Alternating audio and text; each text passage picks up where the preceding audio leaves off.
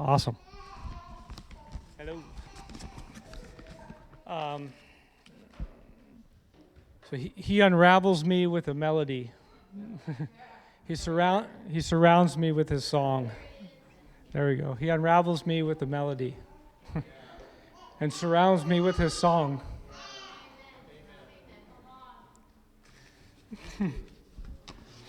Oh, I'm gonna cry. I haven't even started. It's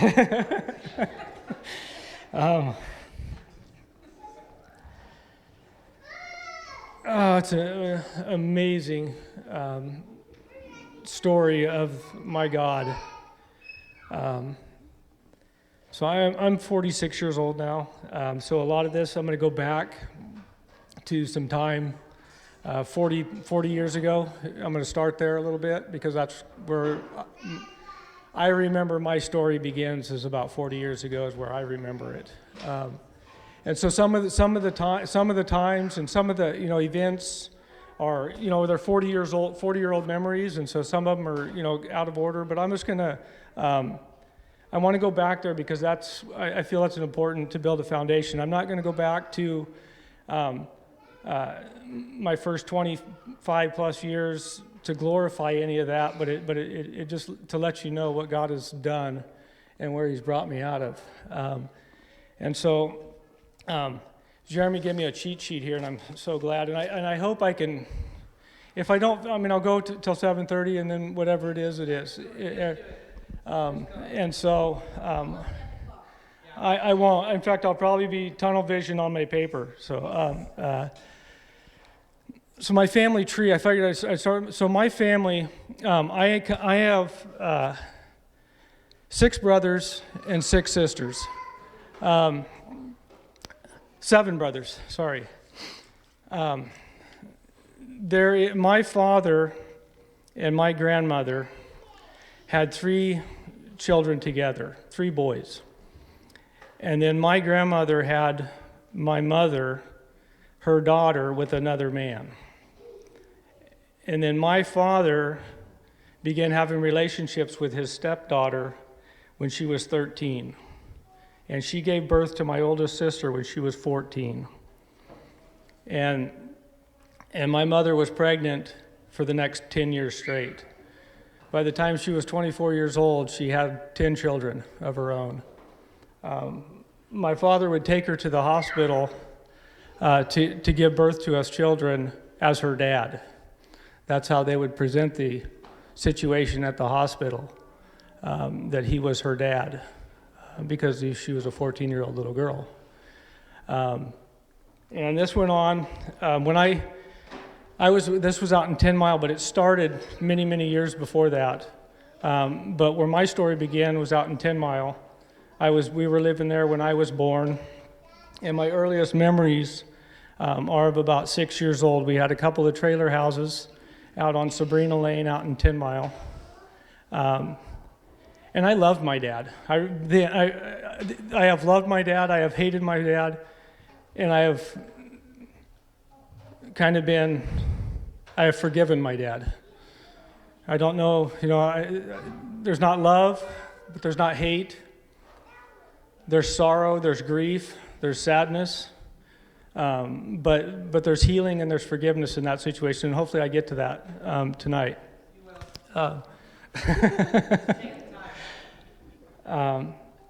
So my dad continued that behavior with my older sisters when they got into their teenage years. And so he has always held his innocence on his children, not on his stepdaughter. But my oldest sister, when I was 7 years old, almost 8 years old, I was 8, almost 9 years old, wasn't going to put up with it. She was smart enough, educated enough. Holy Spirit spoke to her and said, "This is stopping here." And she went to my grandmother who was now remarried at the time, married an attorney in town. Long story. There's all kinds of side rabbit trails to this whole situation. But she went and reported it to my grandmother's new husband, and he turned it into the authorities. And so all I remember is one day we went to school, we got up, we all rode the bus. We had to sit down. We lived in a trailer house up on a hill out at the end, almost by Byron Creek Estates. And we were the first property on that Sabrina Lane, and it was about a 200-yard dash to the bus stop. But we all had to stand down at the bottom of the driveway until we seen the bus, and then we'd make our 200-yard dash to the bus stop because we couldn't be out of sight of our parents. I mean, there was 9 of us in school, so we couldn't be trusted at the bus stop.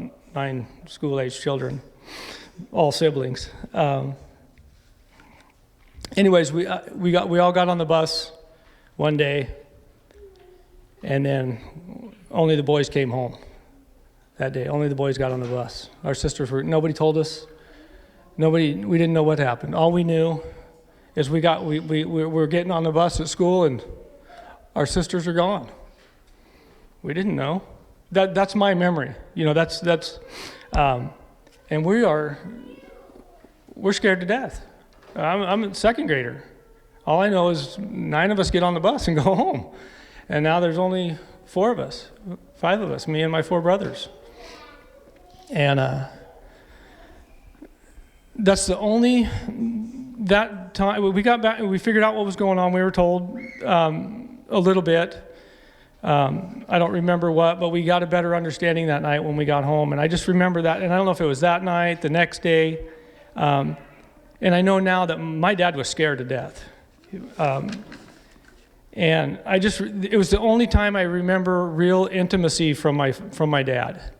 Is I have one memory, because all the other time it was the beatings, it was spankings. I'll come back to that.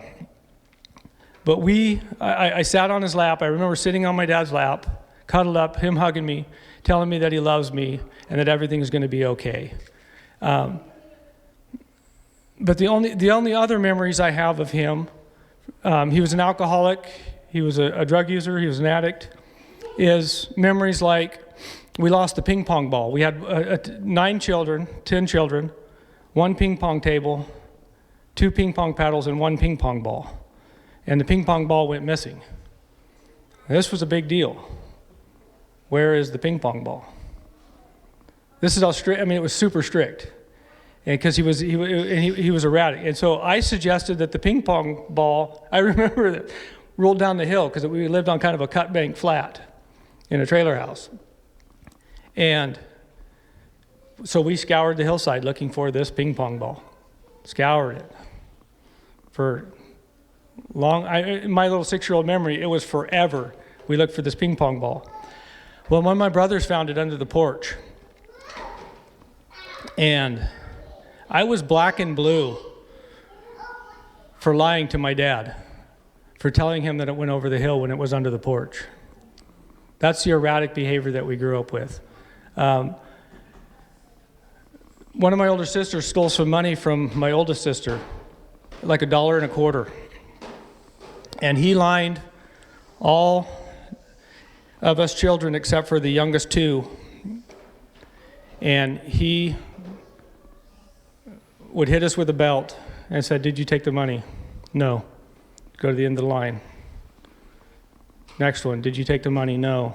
End of the line. 26 times he hit us with that belt, one right after another, until we finally had a confession. We had some false confessions along the way because we're like, we got to stop this. This hurts. And so we had some false confessions, and then and those were not good.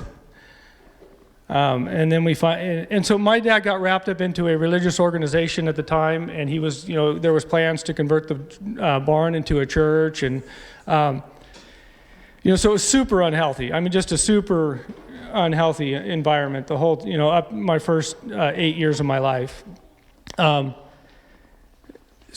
other real vivid memory I have of him is him and my mom were fighting. And at that time, it could have been 10, there could have been 11 of us. I don't remember if Elizabeth was born yet. There was 2 trailer houses. This was the main trailer house was here. That was Mom and Dad's house, the living room. The other trailer house, these were single-wide 70s, single-wide, or probably even 60s, 50s, 60s, single-wide trailer houses. And the other one was an L shape, and this one was the boys' half and the girls' half.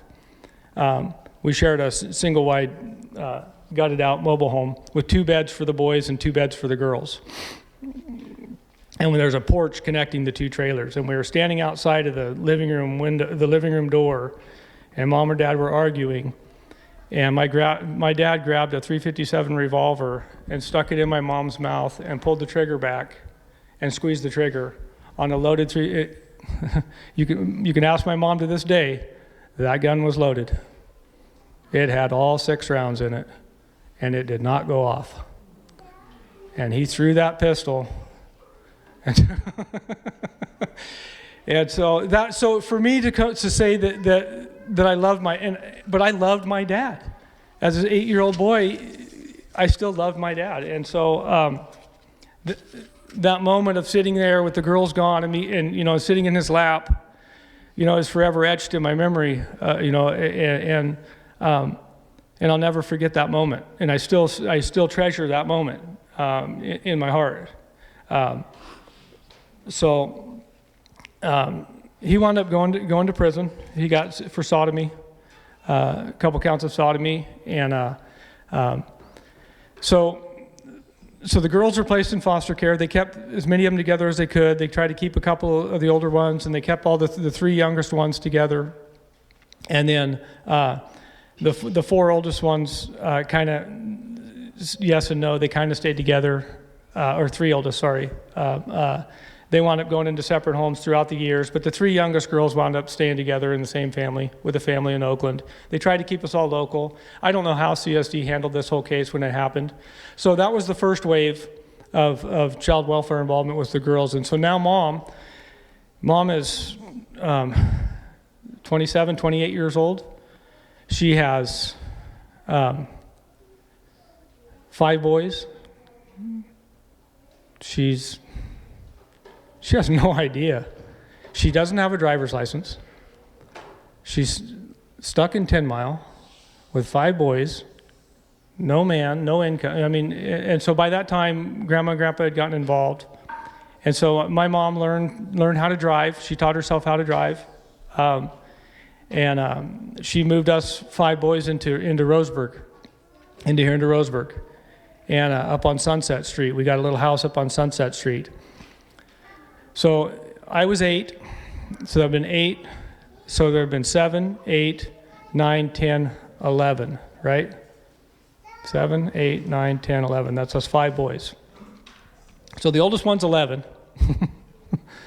The youngest one is, actually he'd been 8. No, 7, because I turned 9 in my first foster home. So we're 7, 8, 9, 10, 11. And we are out of control. It is complete chaos in that house. My memories of that house is my oldest sister showing up high on meth with a machete, trying to chop through the bedroom doors to kill us with machetes. So that's the environment we're living in, right? By this time, the older siblings are hooked on drugs already. And they're coming home for home visits, but those are the memories I have, is stuff like that, just one after another. And we come home one day, and I don't remember exactly what happened. We come home one day, and my mother and her oldest brother were in the house together, and it wasn't good. I'll just put it at that. They were together in the house on the couch when us boys came home from school that day. And my 11-year-old brother, Pete, I can still remember it. My uncle was an alcoholic, and he was skinny. We're not real big people. We're very small stature, right? But I remember my 11-year-old brother fighting with my uncle, who was 20 years older than him, would have been in his early 30s. And I remember watching my older brother knock him out down the front steps, out into the front lawn, and told him, and he left. But at that same time, my mother left with him. And my mother left us 5 boys in that house. A 7-year-old, 8-year-old, 9-year-old, 10-year-old, 11-year-old. She left with her brother, her half-brother, never to return again. Till years later, she called the police when she left and said, I left my 5 kids at home, gave them the address and said, I can't do it. You need to go get them. And so the police showed up that night and took us to a shelter home.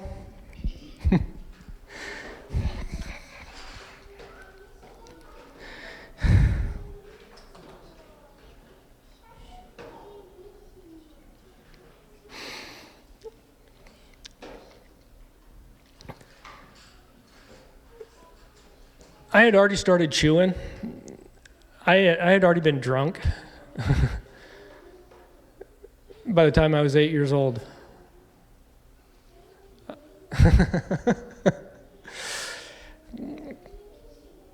They took us to that shelter home.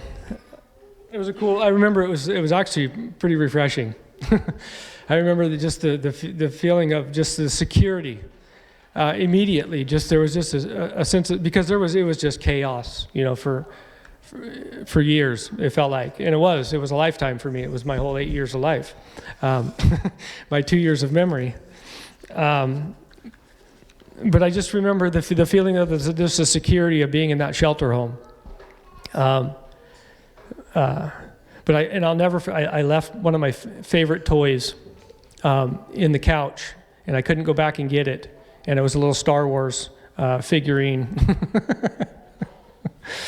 And I left it in that couch in that house, and I never got it back. It's amazing the little things you remember during the trauma, right? All that trauma that you experience, the memories that you maintain. And then there's I'm sure there's thousands of memories that I don't remember. Thousands of events and things that happened that I don't remember. But I always carried with me the good memories. A lot of those stuck with me too, because they were the happy little points along the life. I remember one time standing out there on that trailer house property, and I just remember standing on the edge of that the cut bank flat, and closing my eyes, and I flew out over the valley, out over the 10 Mile Valley. I remember flying out over 10 Mile Valley, and I've always carried that with me as just an experience with God,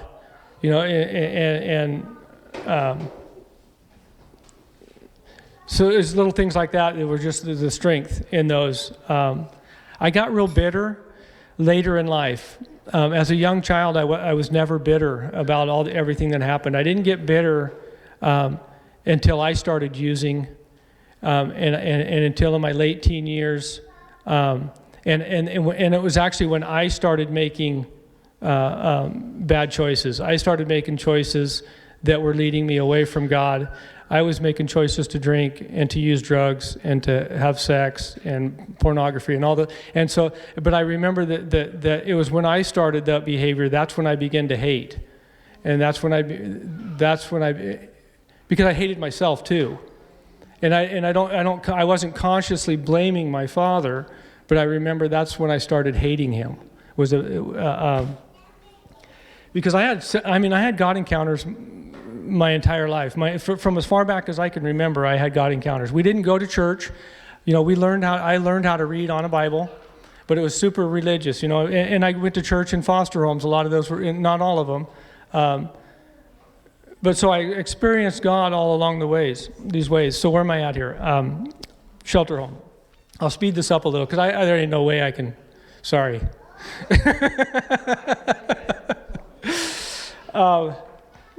I could fast track it, but it's good for me. This here is just healing for me to talk about because I don't share this a lot, And so I used, everybody knew my story as kids because we grew up in 10 Miles, a small town. They didn't know all the story, but all the way through from grade school through high school, even into adulthood, people have seen my story, and they've seen the ones that have didn't make it, and are no longer with us, the ones that are still struggling, and the ones that are still struggling but saved, just healed and healing still, because there's still a lot of healing that needs to happen in my family.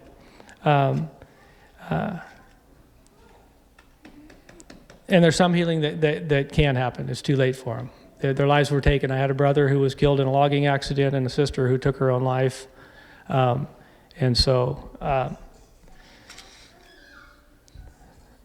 from shelter home, we wound up going into permanent foster care, and that was in Winston. And so we moved from 10 Mile School.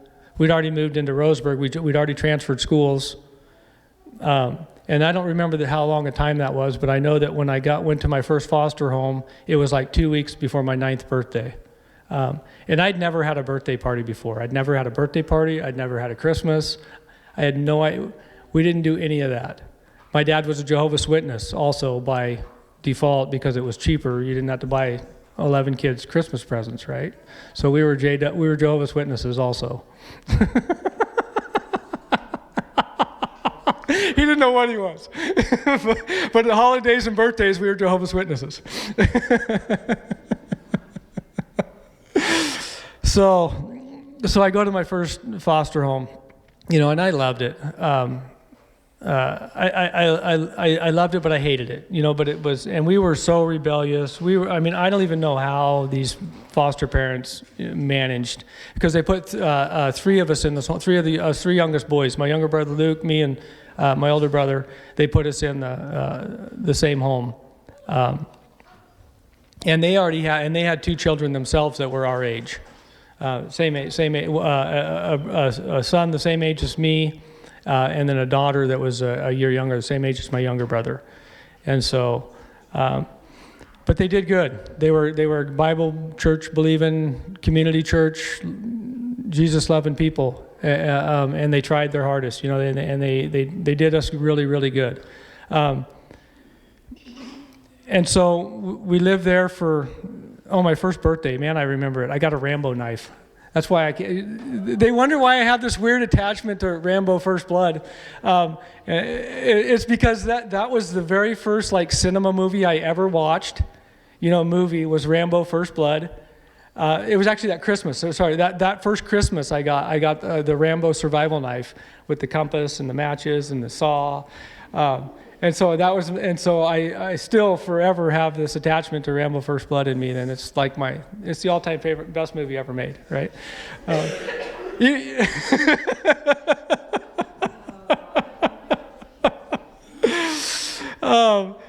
So I had a cool birthday, and got I don't remember what I got, a remote control car or something like that, but that year I got my first bicycle. I never rode a bicycle before, until I was 9 years old before I got my first bicycle, because we didn't have bicycles out there. And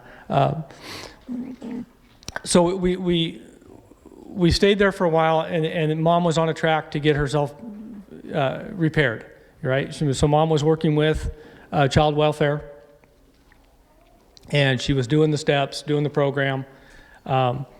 Made good progress. She made enough progress that she could take us 3 youngest boys, could go back home and live with her. And so we're stoked. That was just another highlight. It was all right. We could go back and live with Mom. And so us 3 youngest boys pack all our stuff up, and we got an apartment in town. Actually, right up on the hill here. We actually come to church here when this was a different church. That was the first place we lived in, and then we wound up in an apartment across the street. And I don't remember how that worked. I got some time frame memories jumbles there, but it was the same time frame. But we could have been there first and then there. I don't remember. But anyways, us 3 boys were back together with Mom, and then we'd have other sibling visitations. The older brothers would come visit, sisters would come visit, and we had no idea. Everything was perfect. We thought everything was just going great. We had a Christmas together with Mom for the first time. My brother Sam didn't get laser tag, and he still to this day remembers what a little jerk he was because he got a fake little laser pew and not laser tag. But we had a good time. It was better. Mom had a boyfriend, and then one day it was, pack your bags, you're going back to foster care.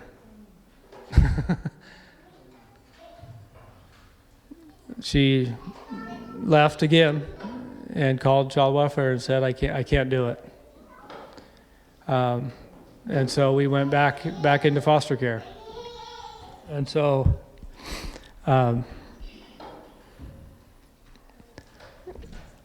gosh, I don't even know how to keep going on this, Jeremy.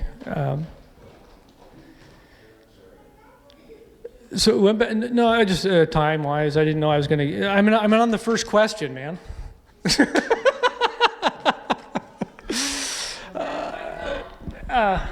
Yeah. Let me fast track this. Right. Right. Thank you. So I know there's a lot. There's a lot in there. And so from there, I'll fast track it. So wound up in foster care, went back to foster care. Siblings moved out. I wound up actually befriending a friend, Todd. I was the only one left in the foster home that I was in. I was sad. I used to sit on the couch just crying and, Mom, please come get me, that kind of stuff. And so I asked my friend's parents to adopt me. And so, because I didn't want to, I wanted a family. I wanted to belong, right? And so I asked them to adopt me, and they said yes. And so I moved in to my adopted family, and they fostered me for a year, and then adopted me. And then I grew up from there. Went to high school.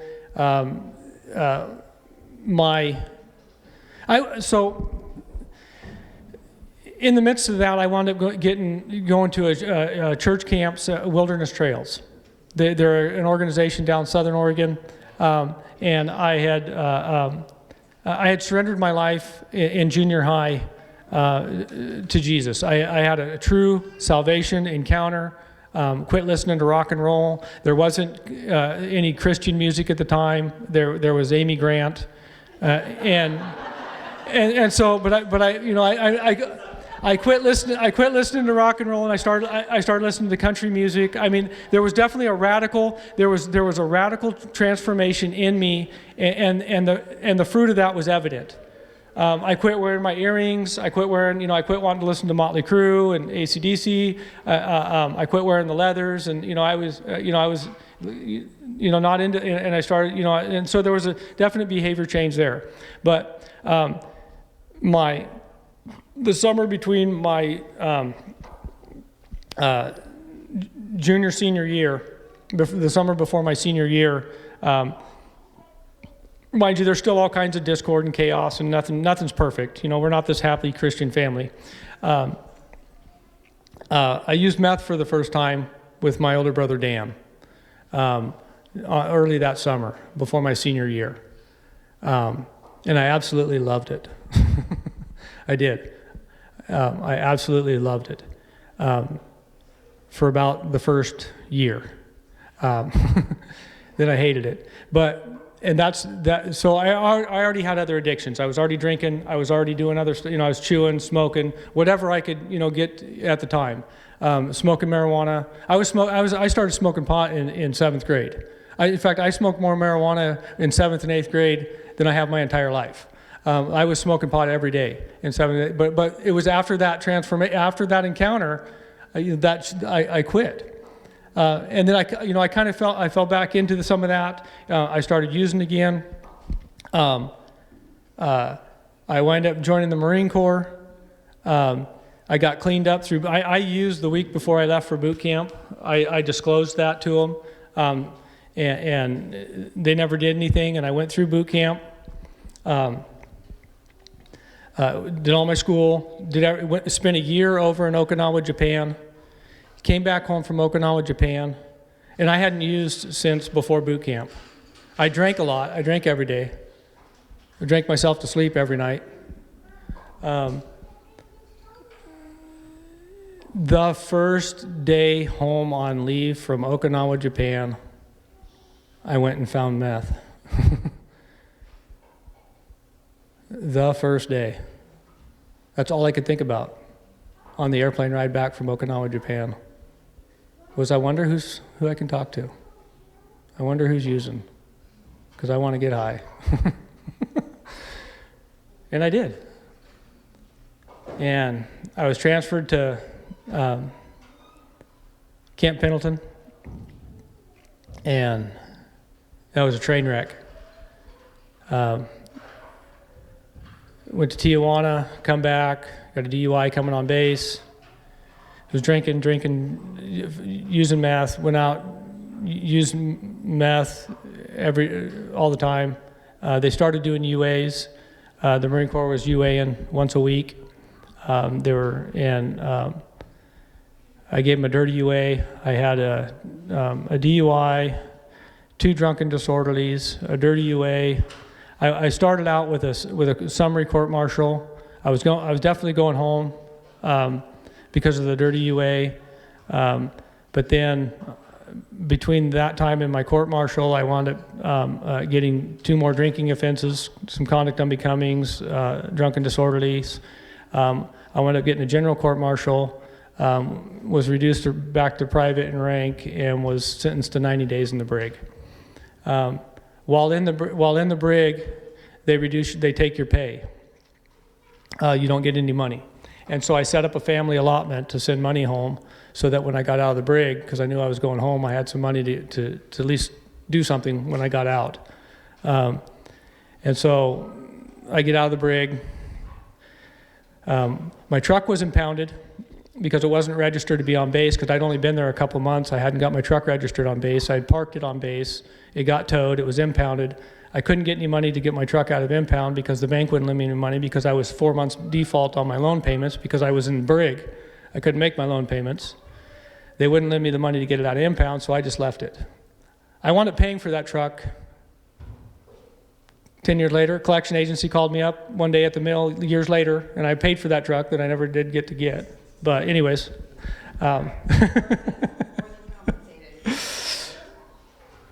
so I get out of the yes. So I get out of the brig. I've got 48 hours to get off of base. I have no vehicle. I have no money because every bit of money I sent home was lost in a stolen purse in a video lottery machine somewhere. So I had absolutely no money, no vehicle. I got wind that there was a Marine transferring to Eugene for recruiting duty, and he actually had two vehicles. And so I actually wound up driving his vehicle home to Eugene. This is really going somewhere. Got a bus ride back to Roseburg. My brother picked me up to Winston. I had no house. I had nowhere to live.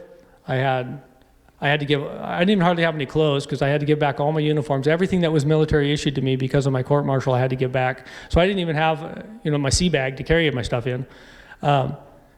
And I get home. I show up on my adopted parents' house, and the plan was I was going to stay there until I got on my feet. I showed up that night. About 10 o'clock at night, they told me I could stay the night there, but the next day I had to leave. I couldn't stay there at the house. So wound up staying with my brother. Lots of heavy drug use, lots of heavy meth use, drinking, whatever it took. Trying to think where to fast track to.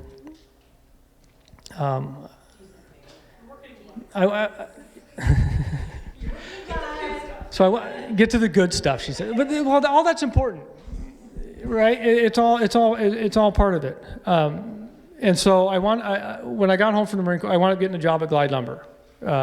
So my brother got me a job out there at the mill, and I was working at the mill, drinking, using, and the most important thing I wanted to get to tonight, after the backstory, was I began to notice that there was a me inside of me that I couldn't be. There was, and it was like it was locked up. It was here, and I could access it a little bit, but every time I couldn't access that person, the person that I was created to be. It was like it was behind. It was like I was locked out of that, but I began to press in, and I began to pray, and I wound up, throughout the time, I wound up living in the basement of my grandma's house. Really nice basement, by the way. It was a daylight basement, cool place, but I couldn't have any girls over. That was grandma's rule. But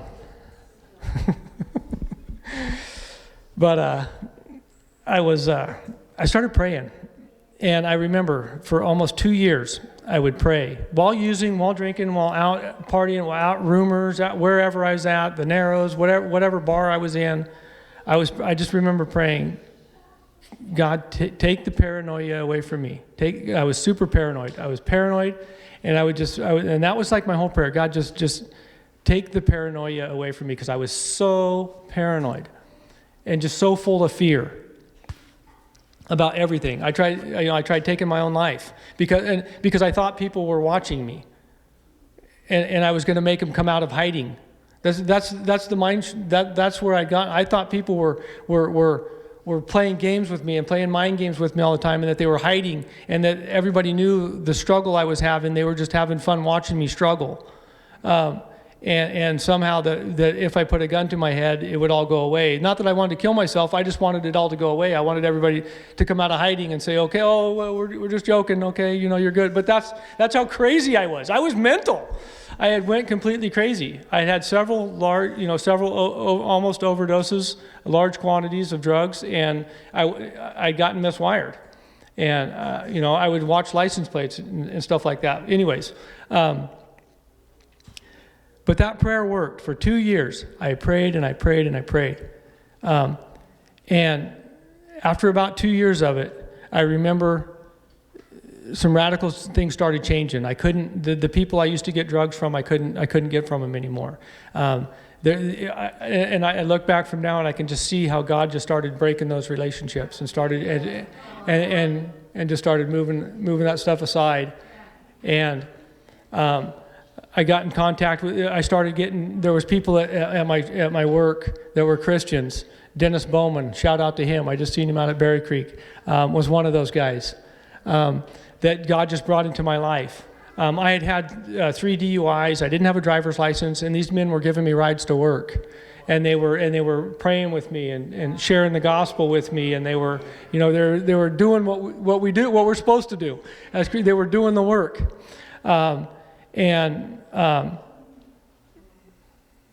So through this process of God bringing these people into my life,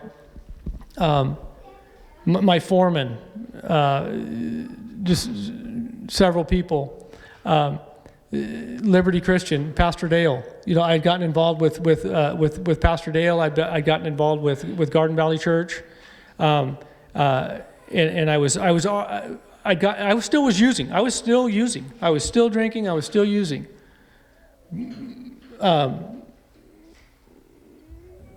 That's about the time my little I'll get back to that. My little brother was living with me. I had a little studio. He was logging, and I woke up one morning and I was starting to do Bible studies at my house. Judith was coming out to my house. This was before I was saved, before I got delivered. Judith was coming out. We were doing Bible studies at my house with. So your sister, my adopted sister. You said, yeah, my adopted sister. So, yes.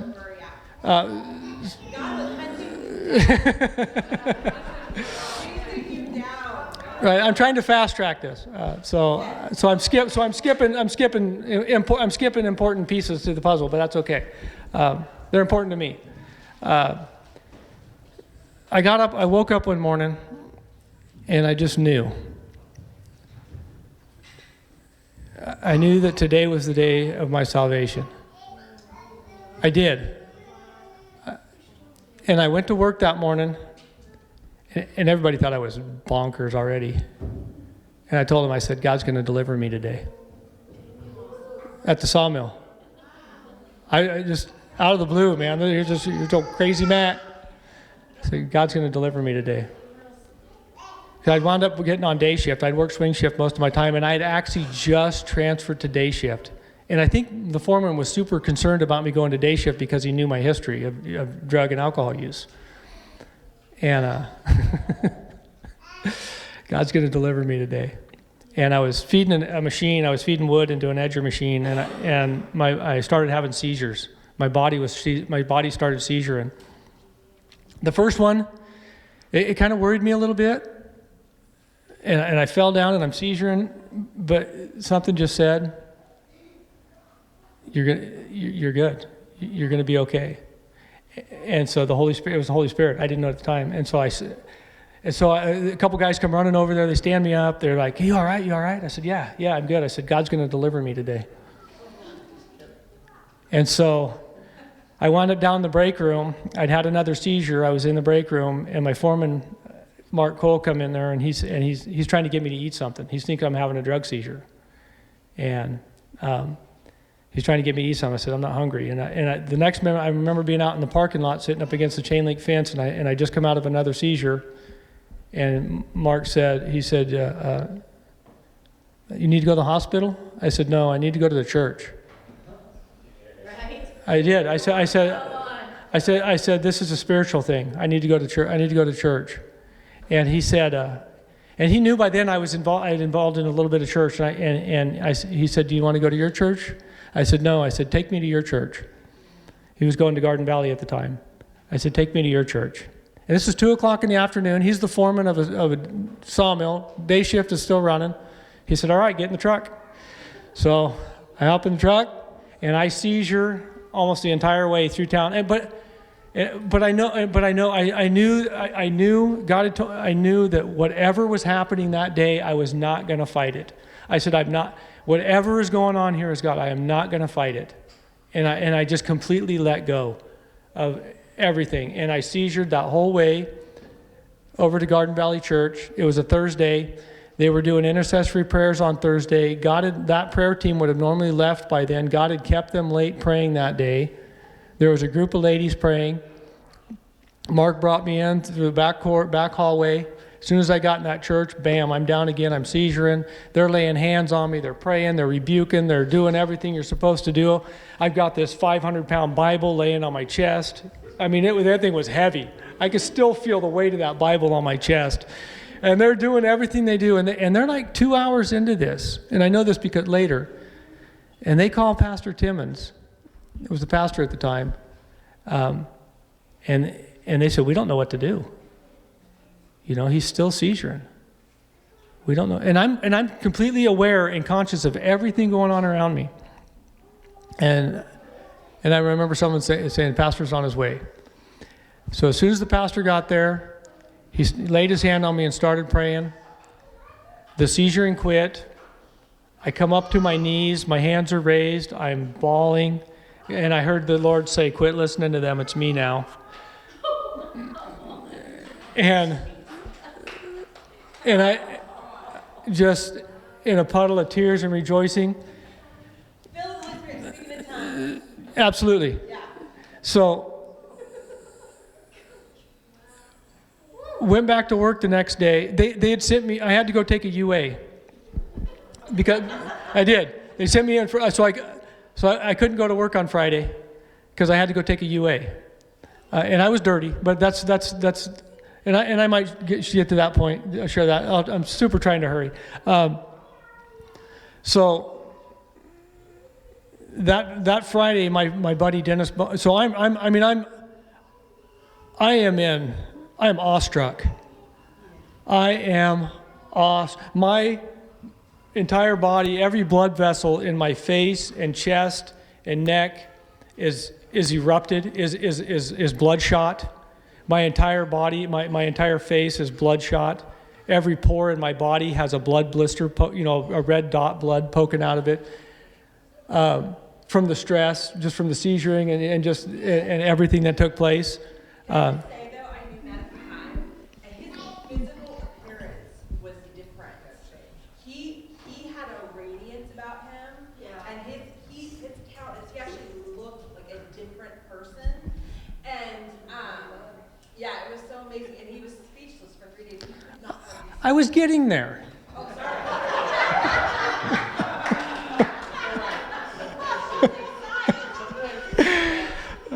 Yeah, I know.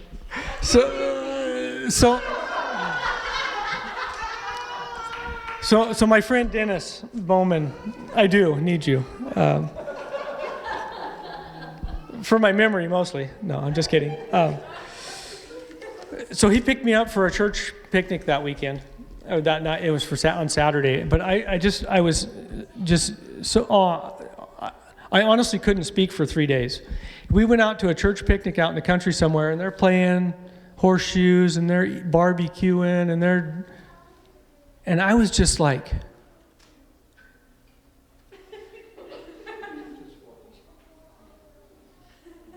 I mean, just like people actually live like this. I hadn't experienced that in years or ever. Just a family picnic in the backyard, man. I mean, and I was blown away. Just the peace that was just the peace and the quiet.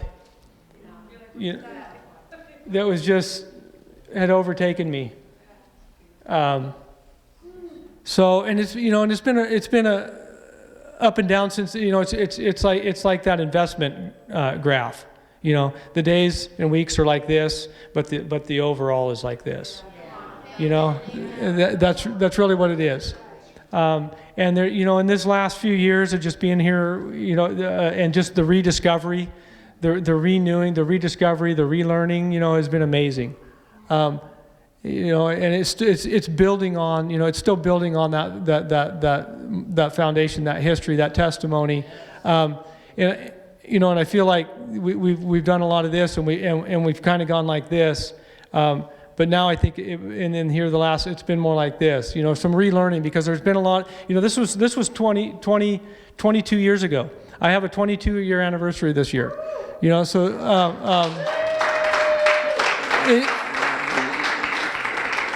Birthday, I have a 20-year wedding anniversary this year. But I have a 22-year birthday in Jesus this year, is what I meant to say. Anyways, let me just call it at that. I know we need to break up. There's tons more in little details and stuff. Yes. This is my wife, in case I think most of you know. I'm so proud of you. I love you. I just want to say this because I think it's important, but he was so radically changed. He talks about the seizuring and stuff. That was the glory of God coming on him and him being delivered from demonic possession. I mean, the Lord, it was radical deliverance.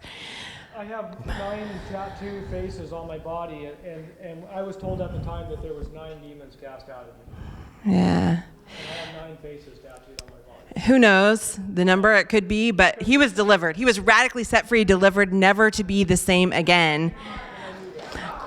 But I will tell you that, it's funny, we was talking about saying, like, that prayer worked for 2 years. The reality is that God was seeking him out for years and putting all the people in place, calling all the people in place to put him on a path for that day of encounter, to put all the people where they needed to be that day. So that deliverance happened on Thursday. He had to go in for the UA on Friday, and Monday he got called into the office, and he was given a pink slip because his UA was dirty, and the little brother that he lived with had just died in a logging accident. So there I am again, abandoned in the parking lot. You guys, yeah, yeah. He was so firmly snatched out of the kingdom of darkness. And that was absolutely the enemy's, like, let's try to, derail what God just did. And, so that was the story that happened right after that. And we could tell you, we had 20 years of marriage, what the Lord has done. But I just want to say, this man is the most incredible father.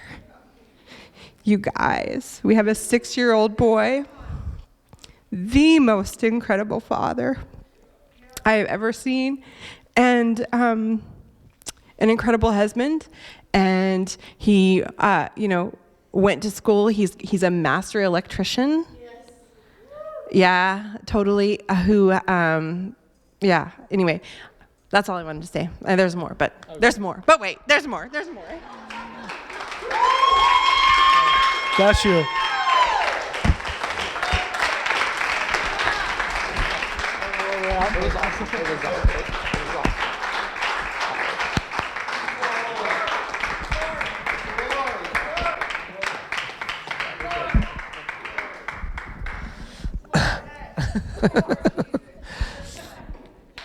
Just getting to run with you guys in the last couple of years has been such a radical gift, and all the people